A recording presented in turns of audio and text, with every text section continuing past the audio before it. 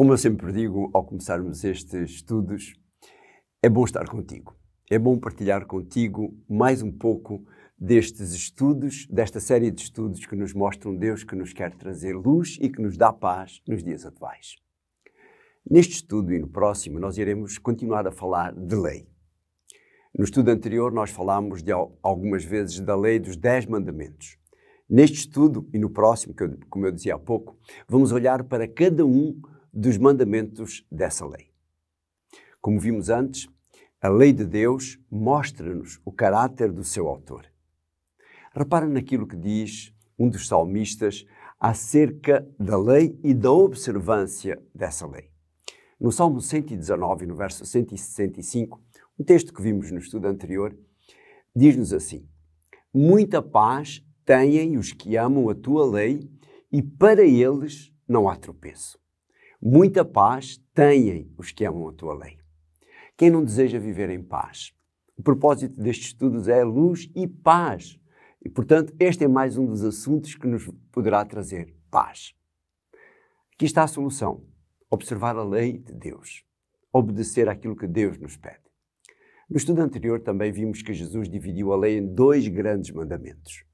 Vamos voltar a olhar para esse texto que está no Evangelho segundo Mateus, no capítulo 22 e nos versos 36 a 40, onde o Senhor diz: Mestre, perguntou alguém a Jesus, qual é o grande mandamento da lei? E Jesus disse-lhe: amarás o Senhor teu Deus de todo o teu coração e de toda a tua alma e de todo o teu pensamento. Este é o primeiro e grande mandamento. E o segundo, continuou Jesus a dizer, semelhante a este é: amarás o teu próximo como a ti mesmo. E Jesus remata dizendo, conforme o verso 40, desses 2 mandamentos dependem toda a lei e os profetas. Ou seja, a lei pode resumir-se nestes 2 grandes mandamentos. Jesus está a dizer que uma parte destes mandamentos mostra que devemos amar a Deus sobre todas as coisas. E na outra parte, diz que nós devemos amar o nosso próximo como a nós mesmos. Ao longo deste estudo e do próximo, nós iremos olhar para cada um desses mandamentos. Dada a extensão e porque não iremos unicamente utilizar o texto do mandamento, nós iremos dividir este estudo em 2. Na primeira parte, nós iremos olhar para os mandamentos que nos mostram esta relação com Deus. E na segunda parte nós iremos olhar para os mandamentos que nos falam na nossa relação com o próximo. Como dissemos antes, os 10 mandamentos estão registados no livro de Êxodo, no capítulo 20, nos versos 3 a 17, e também depois repetidos no livro de Deuteronômio, no capítulo 5, nos versos 7 a 21. Aqui eles estão inseridos no discurso final de Moisés antes de falecer e antes do povo entrar na terra de Canaã. Na divisão referida por Jesus, os mandamentos estão divididos, como dissemos, em 2 grupos. Os primeiros 4 falam da nossa relação com Deus e os outros 6 falam da nossa relação com o próximo. Vamos então ver os primeiros 4 mandamentos, um a um, e aquilo que eles nos querem dizer. O primeiro mandamento está no verso 3 do capítulo 20 do livro de Êxodo, e vamos estar aqui no livro de Êxodo quando nos referimos aos mandamentos, e diz: não terás outros deuses diante de mim. Quando nós olhamos para a história universal, vemos que a maioria dos povos antigos eram politeístas, ou seja, tinham diversos deuses. O sol era um deus, a lua era um deus, o rio Nilo era um deus, por aí fora. O que Deus está aqui a dizer é que Ele é o único Deus. Todos os outros supostos deuses não são nada, não existem. Agora repara no que diz Moisés ao povo de Israel, conforme o livro de Deuteronômio, no capítulo 17, nos versos 2 a 4. Quando, no meio de ti, em algumas das tuas portas que te dá o Senhor teu Deus, se achar algum homem ou mulher que fizer mal aos olhos do Senhor teu Deus, traspassando o seu concerto, e no verso 3, que for e servir a outros deuses, e se encurvar a eles, ou ao sol, ou à lua, ou a todo o exército do céu, o que eu não ordenei, continua no verso 4, e te for denunciado, e o ouvires, então bem o inquirirás. E eis que, sendo verdade e certo que se fez tal abominação em Israel. Abominação é alguma coisa contrária à lei de Deus. Por sua vez, Paulo, quando escreve aos Filipenses, no capítulo 3 e no verso 19, ele diz também: o fim deles é a perdição, o Deus deles é o ventre e a glória deles é uma confusão deles mesmos, que só pensam nas coisas terrenas. Ou seja, tudo aquilo que nós colocamos à frente de Deus torna-se um Deus para nós. Seja comida, seja o trabalho, sejam os divertimentos, seja a maneira como nós queremos ganhar dinheiro, entre outras coisas. O único Deus a ser adorado é Ele. E nada deve ser colocado à frente dele. Vejamos agora o segundo mandamento. Está nos versos 4 a 6 do capítulo 20. E diz-nos assim: não farás para ti imagem de escultura, nem alguma semelhança do que há em cima nos céus, nem embaixo na terra, nem nas águas debaixo da terra. Não te encurvarás a elas, nem as servirás, porque eu, Senhor teu Deus, sou Deus zeloso, que visito a maldade dos pais nos filhos, até a terceira e à quarta geração daqueles que me aborrecem. Depois ele continua no verso 6.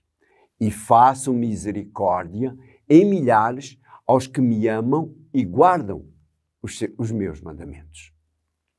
Esta prática das imagens era uma prática comum nas religiões politeístas.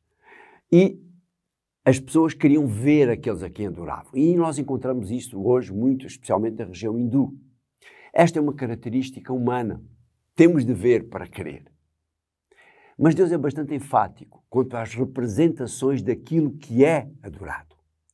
O Senhor, através do profeta Isaías, no capítulo 44 e no verso 9, fala dessas imagens, através, neste caso, daqueles que as fabricavam.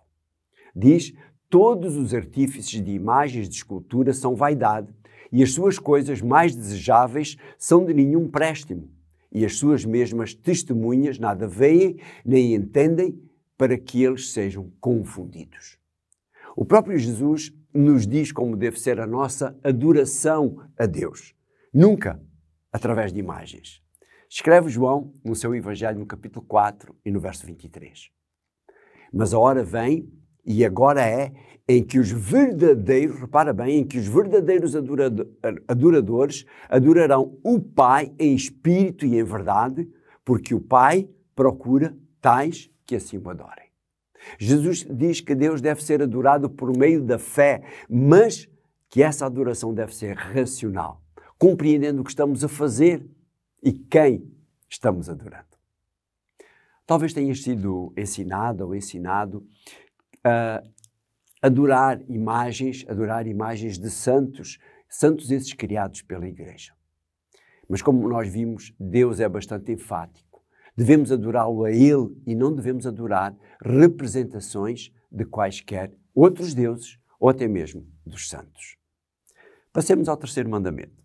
Este está no verso 7 e diz-nos assim: não tomarás o nome do Senhor teu Deus em vão, porque o Senhor não terá por inocente o que tomar o seu nome em vão. O que significa isto? Usar o nome de Deus em vão significa banalizar o nome de Deus, usá-lo em piadas, jurar em seu nome e muitas vezes até estando a mentir. Jesus foi muito claro a respeito das juras em nome de Deus. Repara na recomendação que ele faz, conforme está registada no Evangelho de Mateus, no capítulo 5 e nos versos 34 e 37. Diz no verso 34, eu, porém, vos digo que de maneira nenhuma jureis nem pelo céu, porque é o trono de Deus. E no verso 37, seja, porém, o vosso falar sim, sim, não, não, porque o que passa disso é de procedência maligna. Devemos ser conhecidos e reconhecidos pela nossa honestidade e retidão, sem termos necessidade de invocar o nome de Deus ou de qualquer outra forma de juramento. É o que Jesus nos está aqui a dizer. Vamos agora ao quarto mandamento, o último desta série. Este é o último desta divisão que Jesus fez em relação aos dois grandes mandamentos que ele dá, de amar a Deus sobre todas as coisas e ao próximo como a nós mesmos. O quarto mandamento está nos versos 8 a 11 deste capítulo 20 de Êxodo. E diz-nos assim: lembra-te do dia de sábado para o santificar. 6 dias trabalharás e farás toda a tua obra. E agora no verso 10, mas o 7º dia é o sábado do Senhor teu Deus.